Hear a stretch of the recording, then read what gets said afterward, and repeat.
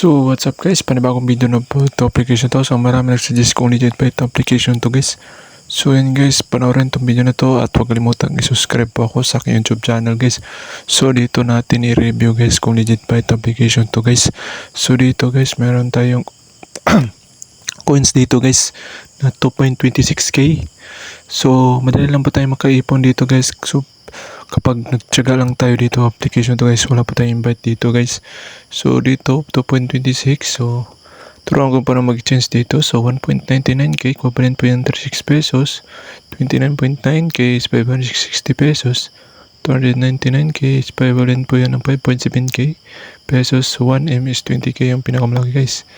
So pwede tayo magkapag-change dito ng 1.99k. So click lang po natin yung exchange dyan. So 36 pesos po yan guys. So congratulations, 36 pesos. So ang ating balance dito is 52 pesos na po. So ganun lang kasimple mag-exchange dito sa coins dito. So sipag-antsaga lang tayo dito guys. Wala pa tayong invite dito or i-deposit dito sa application to. So sipag-antsaga lang talaga dito sa application to guys. So napaganda yung application to guys. Madali lang po tayo makaipon ng coins dito sa application to guys. So dito natin i-review guys at mag-live withdrawal nga po tayo dito sa application to guys. So kung legit pa application na to, so marami nag-suggest at nag-comment sa akin. Gawin ko lang po itong video na to para please makakita nila ang live withdrawal nito sa Puzzle Farm guys. So dito meron tayong balance na 52 pesos. So try natin mag-withdraw dito sa application to Puzzle Farm.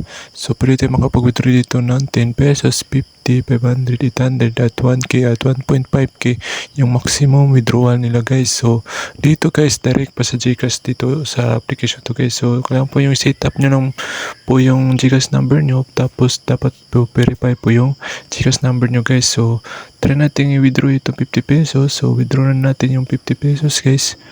So yan guys, submitted successfully, expected to arrive within 24 hours. Please wait patiently, you can check later in the details. So ganun lang kasimple.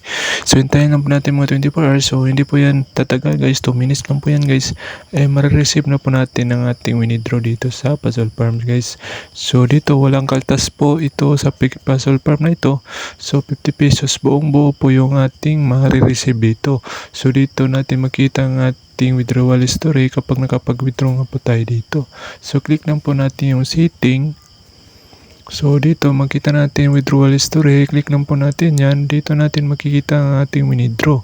So 50 pesos. So sa marami nagsuggest po sa akin na gawin ko tong video na to dahil hindi sila marunong mag-withdraw. So ito na yan guys. So at update lang po sa aking mga viewers na dito guys, mag-live withdraw. Ito na po yung patunay na legit pa ito application to guys. So yan guys, ganun lang kabilis. Withdraw 50 pesos guys. So napakabilis po dito at napakaganda ito application to guys. Madali lang po tayo makareceive. So 2 minutes lang guys, receive na po natin yung ating withdraw na 50 pesos. So ganun lang kasimple guys, 50 pesos. So direct po sa GCash po ito guys. So tingnan natin sa ating GCash guys. So panoorin tong video na to guys dahil tingnan natin sa ating GCash. So meron akong 9 pesos dito at naging 59 pesos na po siya guys. So tingnan natin sa ating inbox. So dito natin makita ang ating transaction dito guys, so notification. So dito natin makita yung ating all transactions. So GCash funds received yan guys, yung nasa taas guys. You have received 50 pesos. So guys, click lang po natin yan guys. Yung nasa taas guys, click lang po natin yan guys. So legit na legit pang Puzzle Farm guys.